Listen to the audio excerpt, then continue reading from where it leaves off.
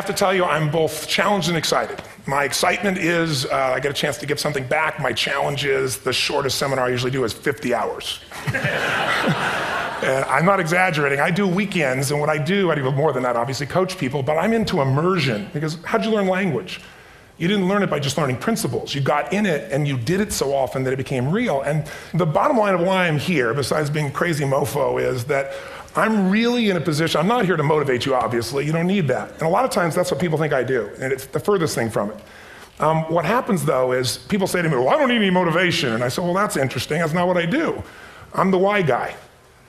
I don't know why you do what you do. What is your motive for action?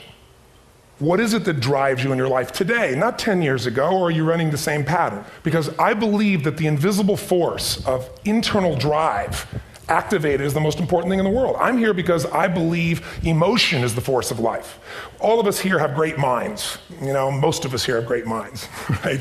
I don't know if I'm in the category, but we all know how to think. And with our minds, we can rationalize anything. We can make anything happen. We can, I agree with what was described a few days ago about this idea that people work in their self-interest. But we all know that that's bullshit at times. You don't work in your self-interest all the time. Because when emotion comes into it, the wiring changes in the way it functions.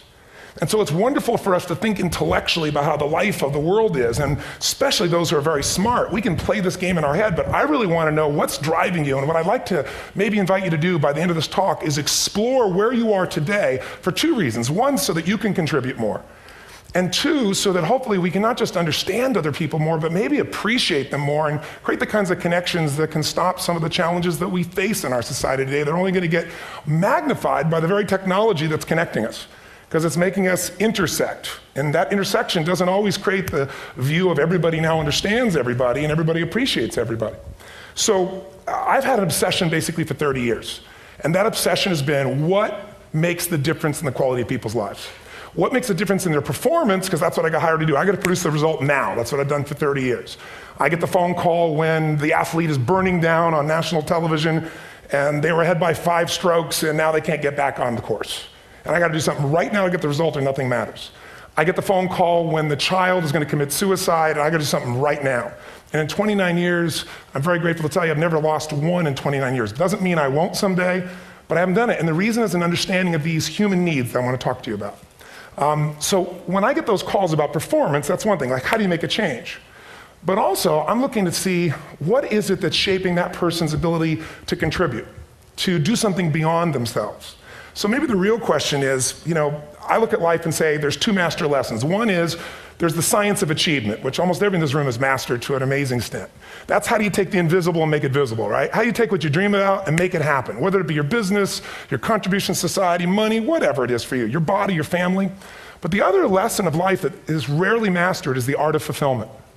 Because science is easy, right? We know the rules, you write the code, you follow those, and you get the result. Once you know the game, you just, you up the ante, don't you? But when it comes to fulfillment, that's an art. And the reason is it's about appreciation and it's about contribution. You can only feel so much by yourself. So I've had an interesting laboratory to try to answer the question of the real question, which is what's the difference in somebody's life if you look at somebody like those people that you've given everything to, like all the resources they say they need. You gave them not a $100 computer, you gave them the best computer. You gave them love, you gave them joy, you were there to comfort them. And those people very often, and you know some of them I'm sure, end up the rest of their life with all this love, education, money, and background, spending their life going in and out of rehab. And then you meet people that have been through ultimate pain, psychologically, sexually, spiritually, emotionally abused, and not always, but often they become some of the people that contribute the most to society. So the question we got to ask ourselves really is, what is it? What is it that shapes us? And we live in a therapy culture. Most of us don't do that, but the culture is a therapy culture. And what I mean by that is the mindset that we are our past. And everybody in this room, you wouldn't be in this room if you bought that theory, but most of society thinks biography is destiny. The past equals the future. And of course it does if you live there. But what people in this room know, and what we have to remind ourselves though, because you can know something intellectually, you can know what to do and then not use it, not apply it. So really what we got to remind ourselves is decision is the ultimate power. That's what it really is. Now, when you ask people, have you failed to achieve something? How many have ever failed to achieve something significant in your life? Say, I. Thanks for the interaction on a high level there. But if you ask people, why didn't you achieve something? Somebody who's working for you, or a partner, or even yourself, and you failed to achieve a goal, what's the reason people say they failed to achieve? What do they tell you? didn't know enough, didn't have the knowledge, didn't have the money, didn't have the time, didn't have the technology, I didn't have the right manager. Supreme Court. Didn't have the Supreme Court.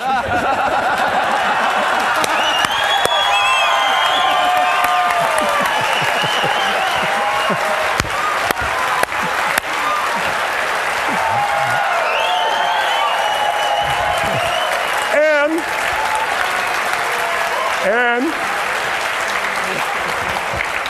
what do all those, including the Supreme Court, have in common? They are a claim to you missing resources. And they may be accurate. You may not have the money. You may not have the Supreme Court. But that is not the defining factor.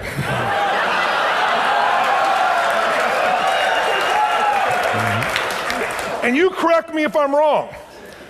The defining factor is never resources, it's resourcefulness. And what I mean specifically, rather than just some phrase, is if you have emotion, human emotion, something that I experienced from you day before yesterday at a level that is as profound as I've ever experienced, and if you'd communicated with that emotion, I believe you would have beat his ass and won.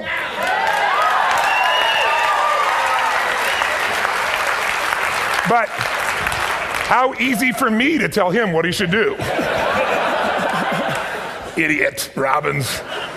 But I know when we watched a debate, at that time, there were emotions that blocked people's ability to get this man's intellect and capacity and the way they came across to some people in that day. Because I know people that wanted to vote in your direction and didn't, and I was upset. But there was emotion that was there. How many know what I'm talking about here? Say I. So emotion is it, and if we get the right emotion, we can get ourselves to do anything. We can get through it. If you're creative enough, playful enough, fun enough, can you get through to anybody, yes or no? Yeah. If you don't have the money, but you're creative and determined enough, you find the way. So this is the ultimate resource, but this is not the story that people tell us, right? The story people tell us is a bunch of different stories. They tell us we don't have the resources, but ultimately, if you take a look here, flip it up if you would. They say, what are all the reasons they have in common? We've said that. Next one, please. He's broken my pattern, that son of a bitch. But I appreciated the energy, I'll tell you that. What determines your resources? We've said decisions shape destiny, which is my focus here. If decisions shape destiny, what determines it is 3 decisions. What are you going to focus on? Right now, you have to decide what you're going to focus on. In this second, consciously or unconsciously, the minute you decide to focus on something, you got to give it a meaning. And whatever that meaning is produces emotion. Is this the end or the beginning? Is God punishing me or rewarding me, or is this the roll of the dice? And emotion then creates what we're going to do, or the action. So think about your own life, the decisions that have shaped your destiny. And that sounds really heavy, but in the last 5 or 10 years, 15 years, haven't there been some decisions you've made that if you made a different decision, your life would be completely different? How many can think of one, honestly? Better or worse? Say I. So the bottom line is maybe it was where to go to work and you met the love of your life there. Maybe it was a career decision. I know the Google geniuses I saw here. I understand that their decision was to sell their technology at first. What if they made that decision versus to build their own culture? How would the world be different? How would their lives be different? Their impact. The history of our world is these decisions. When a woman stands up and says, no, I won't go to the back of the bus, she didn't just affect her life. That decision shaped our culture. Or someone standing in front of a tank. Or being in a position like Lance Armstrong and someone says to you, you got testicular cancer. That's pretty tough for any male, especially if you ride a bike. Right? You got it in your brain, you got it in your lungs. But what was his decision of what to focus on? Different than most people. What did it mean? It wasn't the end, it was the beginning. What am I going to do? He goes off and wins 7 championships he never won once before the cancer because he got emotional fitness, psychological strength. That's the difference in human beings that I've seen of the 3 million I've been around. Because that's what my lab. I've had 3 million people from 80 different countries that I've had a chance to interact with over the last 29 years. And after a while, patterns become obvious. You see that South America and Africa maybe connect in a certain way, right? Other people say, oh, that sounds ridiculous. It's simple.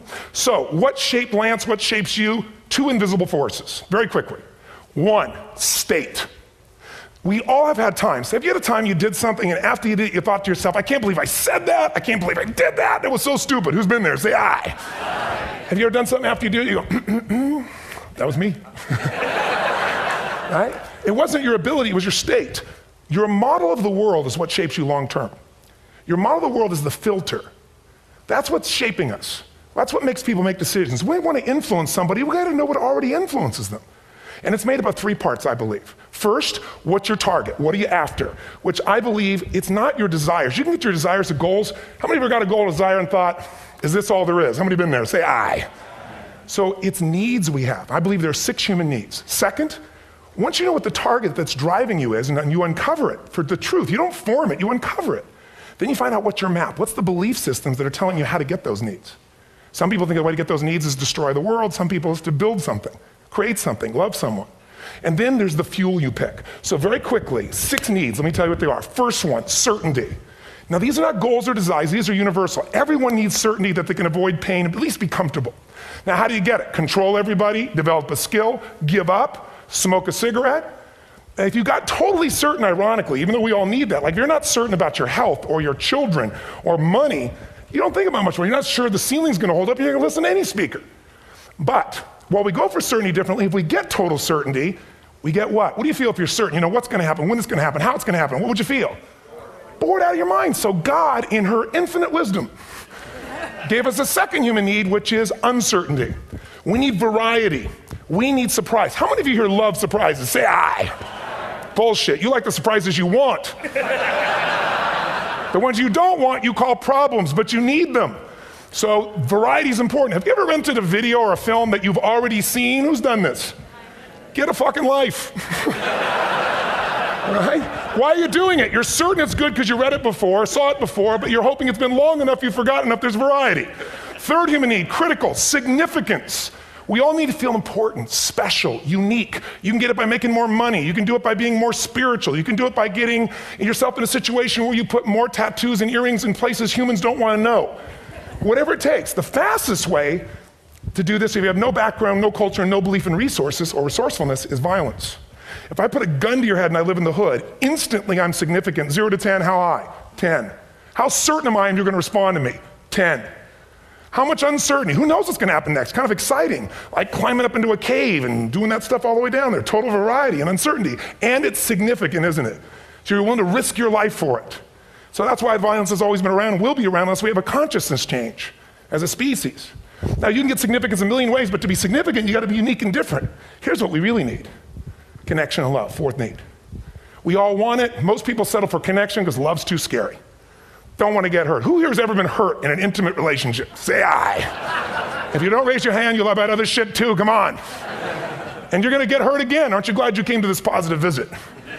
But here's what's true, we need it. We can do it through intimacy, through friendship, through prayer, through walking in nature. If nothing else works for you, get a dog. Don't get a cat, get a dog, because if you leave for 2 minutes, it's like you've been gone for 6 months when you show back up again 5 minutes later, right? Now these first 4 needs, every human finds a way to meet. Even if you lie to yourself, even if you have split personalities. But the last 2 needs, the first 4 needs are called the needs of the personality, is what I call it. The last 2 are the needs of the spirit. And this is where fulfillment comes. You won't get fulfillment from the first 4. You'll figure a way, smoke, drink, do whatever, meet the first 4. But the last 2, number 5, you must grow. We all know the answer here. If you don't grow, you what?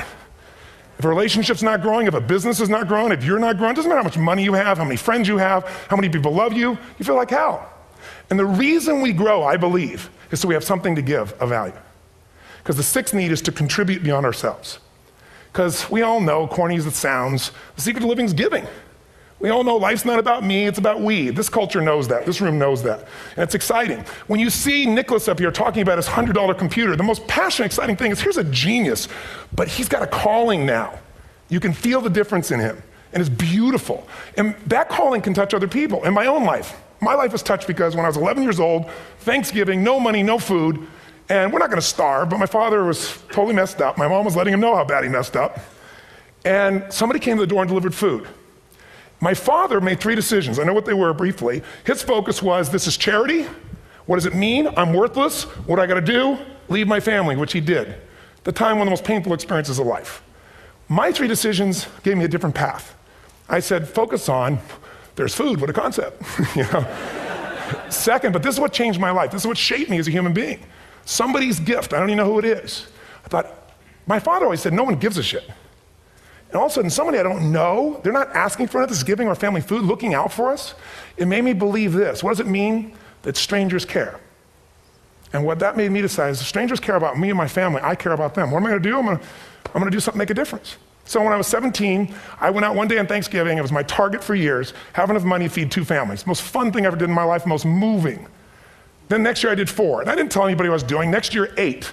I wasn't doing it for brownie points, but after 8, I thought, shit, I could use some help. So sure enough, I went out, and what did I do? I got my friends involved, and I grew companies, and then I got 11 companies, and I built a foundation.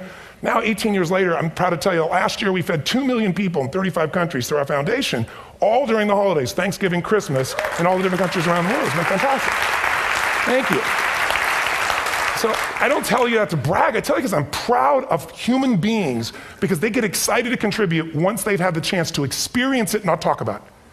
So finally, and I'm about out of time, the target that shapes you, here's what's different about people. We have the same needs, but are you a certainty freak? Is that what you value most, or uncertainty?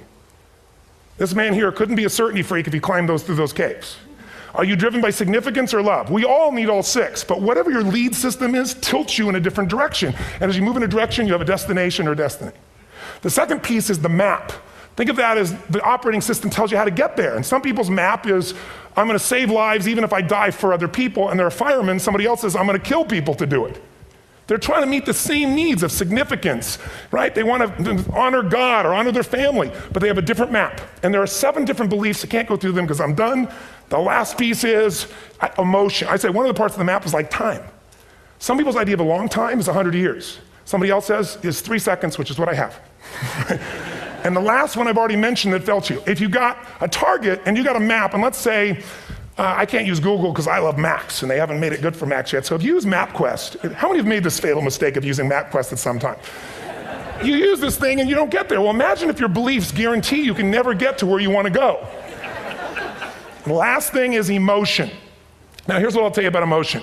There are 6,000 emotions that we all have words for in the English language, which is just a linguistic representation, right? It changes by language.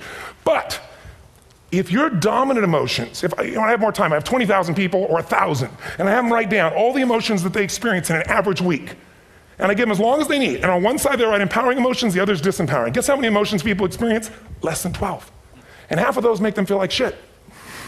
So they got 5 or 6 good frickin' feelings, right? It's like they feel happy, happy, excited, oh shit, frustrated, overwhelmed, depressed. How many of you know somebody who no matter what happens finds a way to get pissed off? How many know somebody like this? Or no matter what happens, they find a way to be happy or excited. How many know somebody like this? Come on.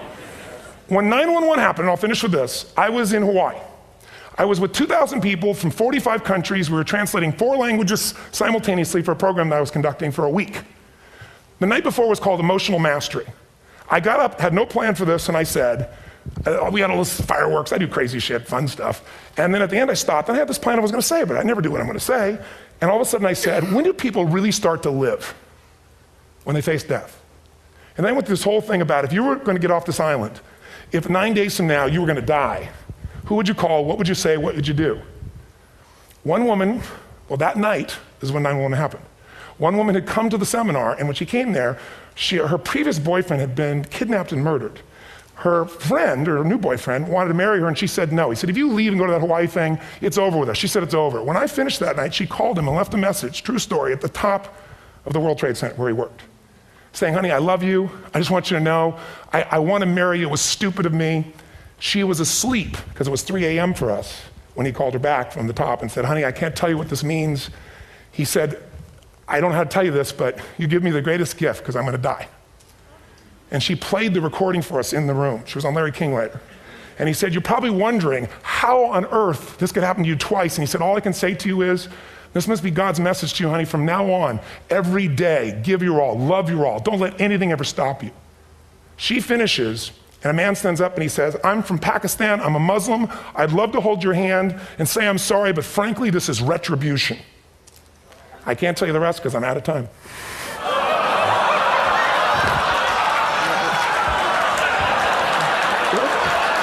Are you sure? Finish the story. 10 seconds. 10 seconds, no, I want to be respectful. 10 seconds, all I can tell you is I brought this man on stage with a man from New York who worked in the World Trade Center, because I had about 200 New Yorkers there. More than 50 had lost their entire companies, their friends, marking off their Palm Pilots, one financial trader, this woman made of steel, bawling, 30 friends crossing off that all died. And what I did to people is said, what are we going to focus on? What does this mean, and what are we going to do? And I took the group and got people to focus on, if you didn't lose somebody today, your focus is going to be how to serve somebody else. There are people, one woman got up and she was so angry and screaming and yelling. She wasn't from New York, she's not an American, she doesn't know anybody here. I said, you always get angry. She said, yes. Guilty people got guilty, sad people got sad. And I took these two men and did what I call an indirect negotiation. Jewish man with family in the occupied territory, from New York, who would have died if he was at work that day. And this man who wanted to be a terrorist, and made it very clear. And the integration that happened is on a film, which I'll be happy to send you, so you can really see what actually happened instead of my verbalization of it. But the two of them not only came together and changed their beliefs and models of the world, but they worked together to bring, for almost 4 years now, to various mosques and synagogues, the idea of how to create peace. And he wrote a book, which is called My Jihad, My Way of Peace. So transformation can happen. So my invitation to you is this. Explore your web, the web in here.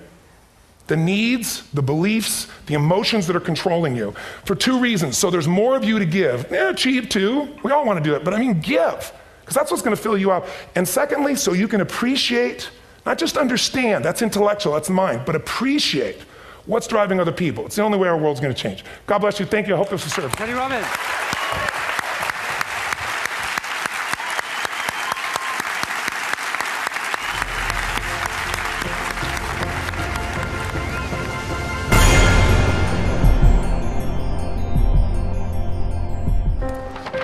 What if great ideas weren't cherished? What if they carried no importance? Or held no value?